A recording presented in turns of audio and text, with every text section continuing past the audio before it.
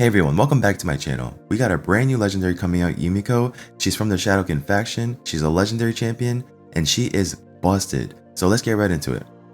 Alright, so let's start with her status real quick. This champion is beautiful.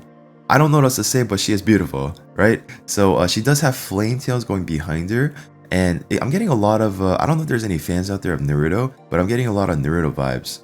Alright, starting with the A1, attacks one enemy 2 times.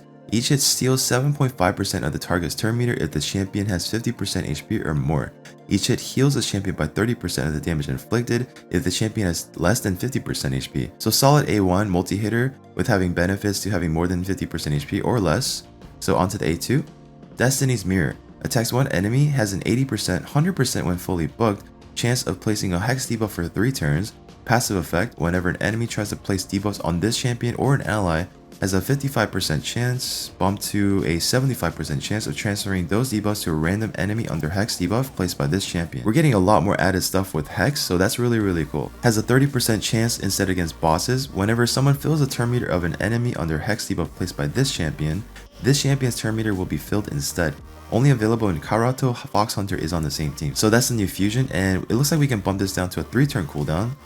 And onto the A3. Alright, so this work gets really juicy.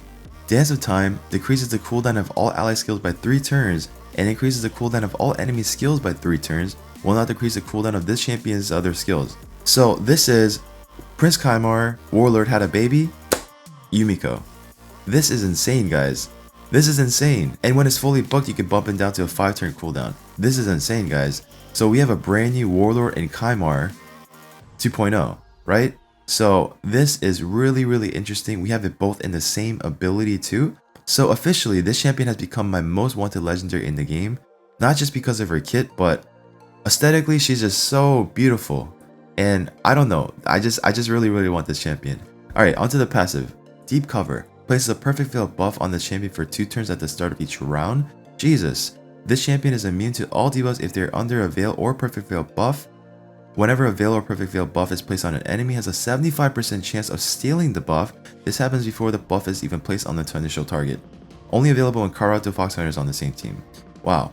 So really interesting symbiote going on between Karato and Yumeko. So that's really cool.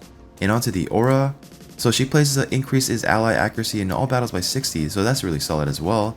So let's talk about our base stats then. Base stat of 21,315. Very solid. 870 attacks, so she's not really going to be much of a damage dealer, looks like. Defense of 1288, a speed of 105, decent. Crit rate of 15%, crit damage 50%, resistance 30, and accuracy of 10. So what do you think, guys? This champion is so insane. I can't wait to have this champion. This champion is going to be an absolute game changer for me because I still need a Warlord type of champion for my arena, and there's just a lot of places you can use her actually, right? So yeah, I can't wait to get her, guys. I hope you guys get her too. I hope we all get her. She is absolutely bae, guys. So I hope you guys enjoyed this video, and if you want to see any more of my content, please make sure to subscribe, hit that like button, and I'll see you all in the next video.